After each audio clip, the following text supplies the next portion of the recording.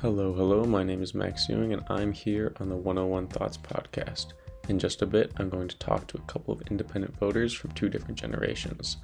The number of independent voters in the US today outnumbers both the number of Democrats and the number of Republicans, and yet the independents are simply not given the same spotlight and media coverage that the two parties are. I'm doing my part to change that today. Hope you learned something new. I'm here with my dad. We are going to talk about a lot of different politics related things, but primarily voting and what it's like to be an independent voter, or at the very least a voter that is, I don't know, more central, I guess. So my first question to my dad is, are you an independent voter now?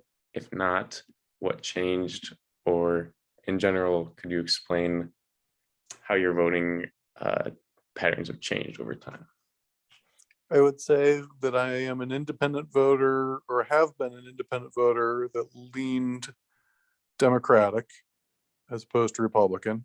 And am currently voting almost entirely Democratic in the last 4 years.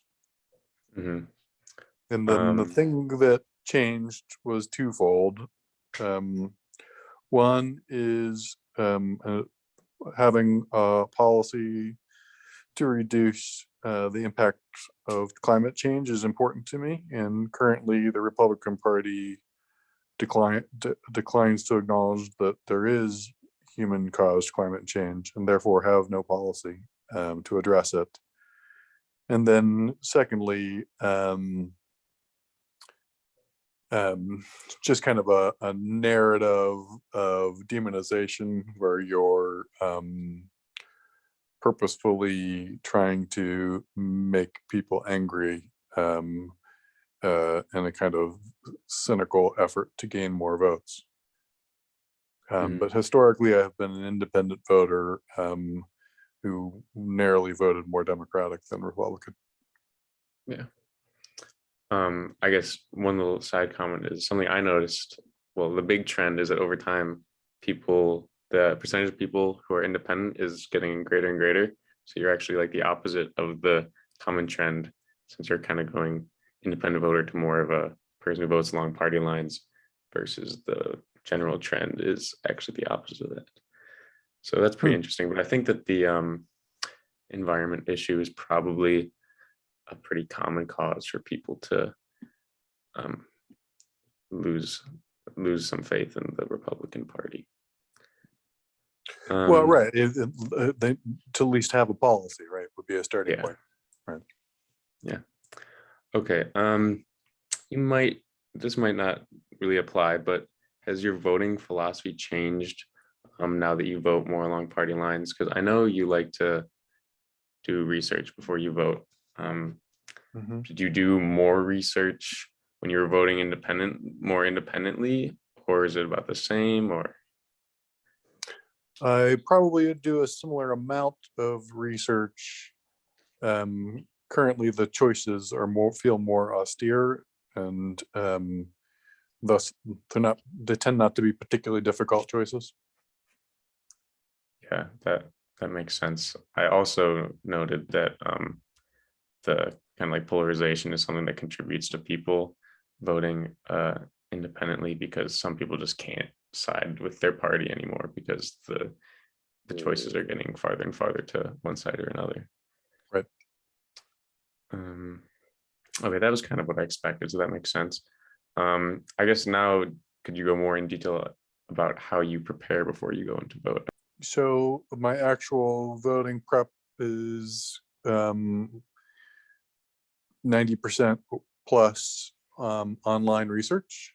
And so I'll start by looking up our voting district, finding all the votes that are on the ballot and all the positions and individual positions, as well as what's the word for when there's a specific issue we're voting on. And that's, by the way, challenging because it's there can be very local issues on the ballot that don't get much right up. So it takes a little bit of digging to find the full ballot. And it's also difficult to find down ballot information like on judges. And so that takes a good bit of research, and kind of multiple layers of digging up information on them and then knowing where to go. And for example, finding bar association information on judges. You can sometimes find local newspaper positions that will do a little bit to explain why they're doing an endorsement, but a lot of times down ballot positions, there's no endorsed candidate or endorsed position. So it does take a little bit of time to anticipate everything that's on a ballot. And another thing that I've noticed is that resources that purport to have ballot, the full ballot for your voting district are often incomplete. And so even if you do research, sometimes you can find that there are issues or candidates that didn't come up on your research. And that makes it extremely difficult.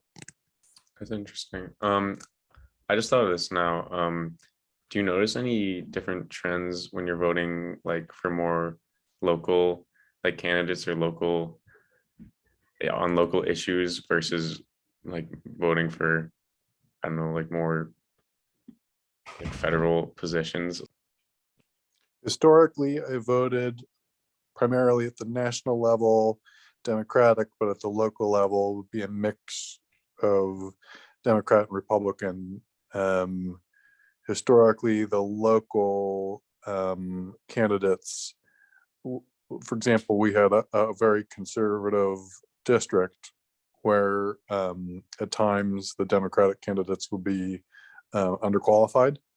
And so while I might not agree with everything that the party says, there are much more pragmatic local issues that need to be dealt with. For example, like the local forest district candidate needs to have a budget, manage competently, and just do a competent job.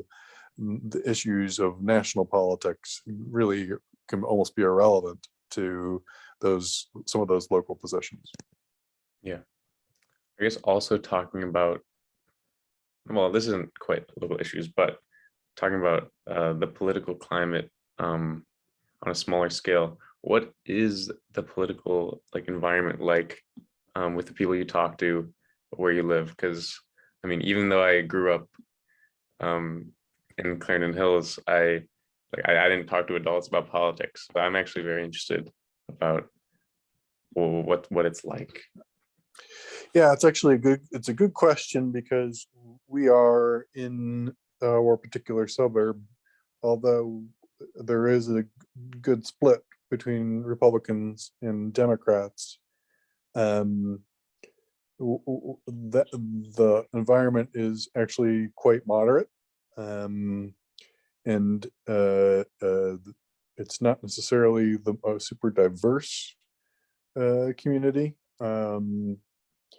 in certain dimensions of diversity, but it tends to kind of trend towards the moderate in most circumstances. Although we did have a local situation where a more extreme faction of one of the parties tried to defund areas of our government that was kind of swiftly undone once people realized what was happening.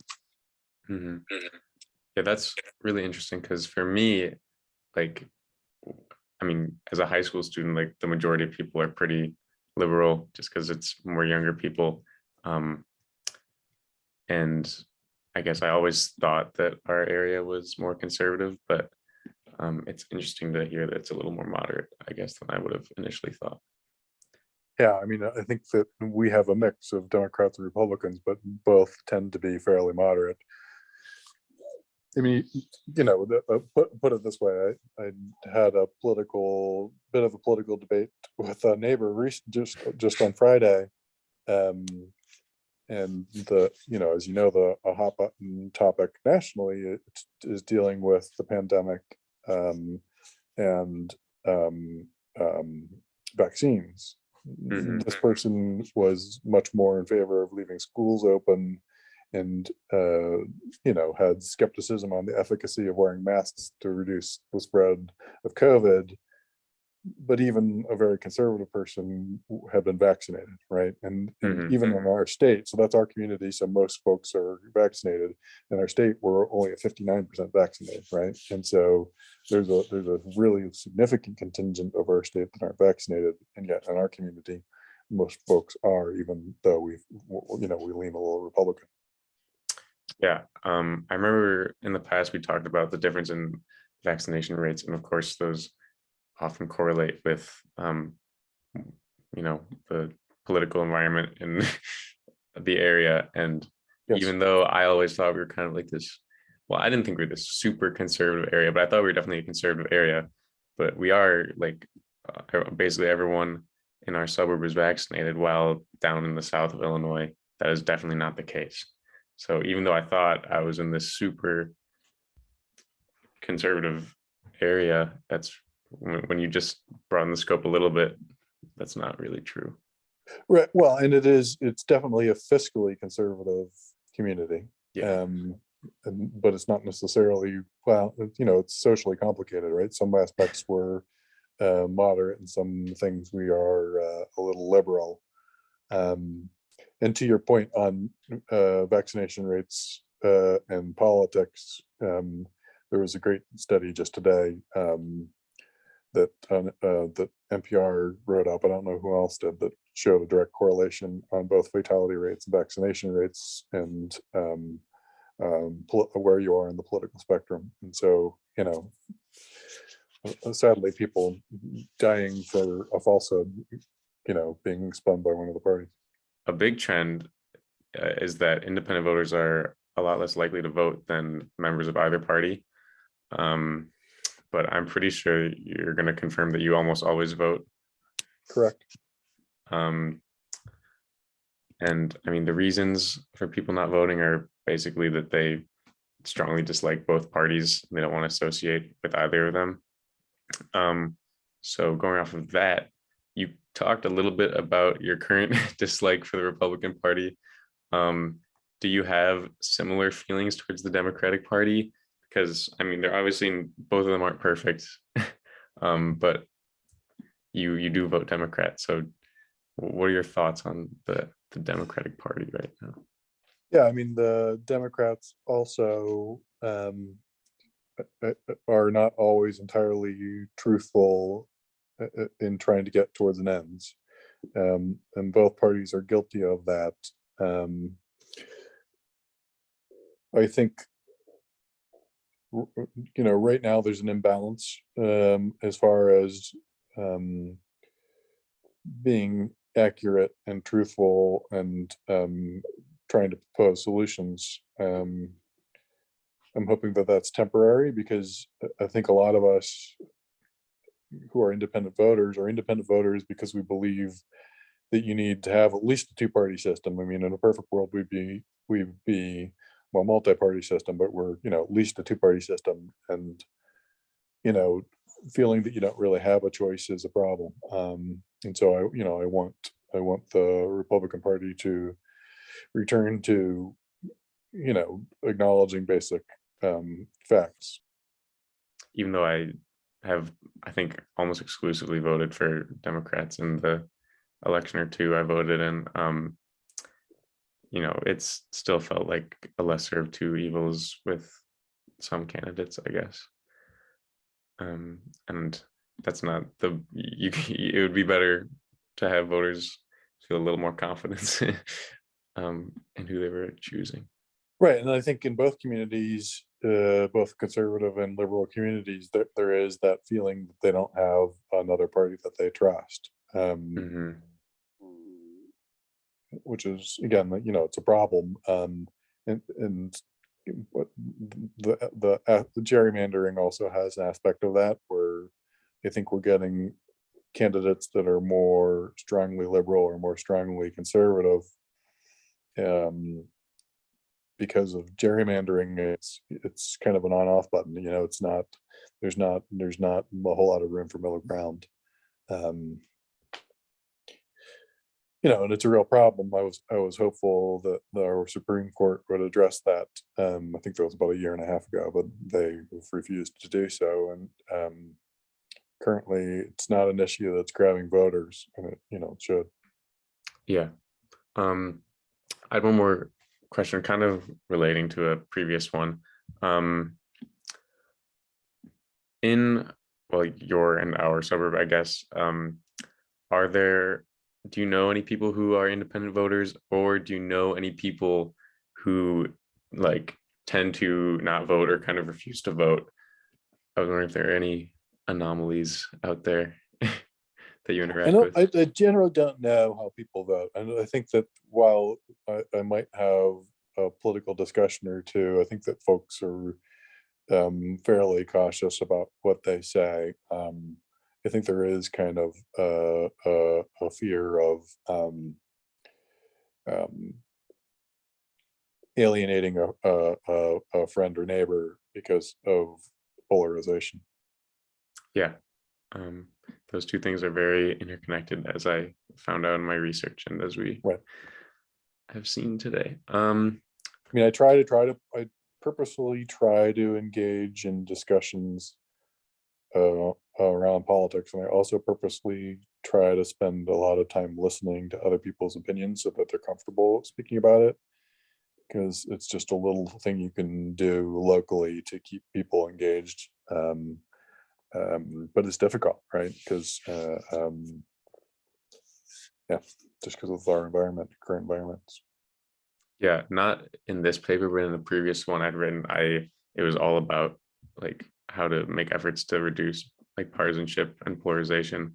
And the biggest thing is that it's just crucial to open your mind to listen to other people, because basically every time the average person engages in a political conversation, they're just trying to convince the other person of what they think. And if both people are trying to do that and no one's even thinking about listening, then there's no progress being made ever. Yeah, that was a great show I listened to today. Actually, they talked a little bit about that and how to engage people by social scientists who are unrelated to politics, but just the starting hypothesis was always listen to understand rather than listening to respond. All right, well, I think that's a pretty good message to end on.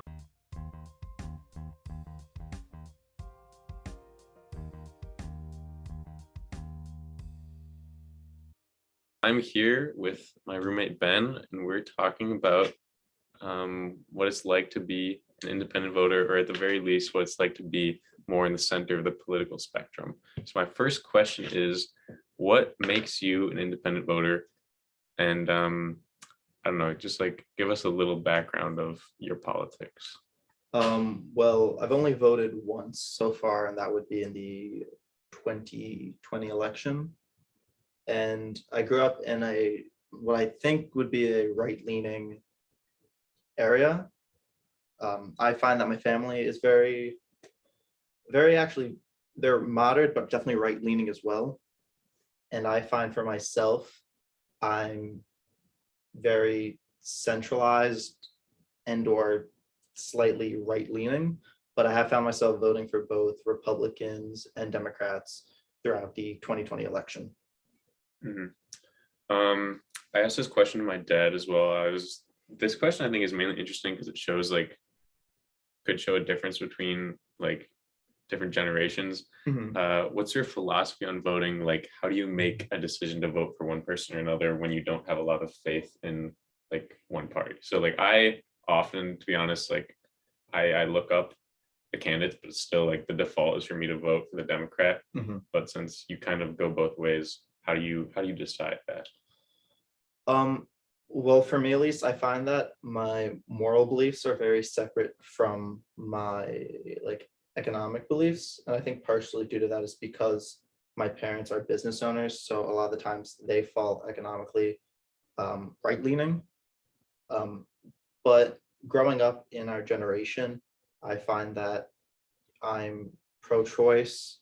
I believe that women should have free birth control and free feminine products. Yeah. But pretty much, I do believe that we should have access to that. I believe that there should be some form of welfare always. And I think it's important to have a low unemployment number and get people off of the streets. And most of the times, and I think this is where my beliefs differentiate, is that a lot of the times you have this idea to pump money out into the economy and get more money back to, to the people. But it's a lot of times that you hear about these big ideas that sound great at first, when they're actually getting ready to be implemented, they never get through because they're not very, they almost become, their structure is formed after the promise is made. So Obamacare, I had no problem with that. He had an idea, he had a structure and made it work.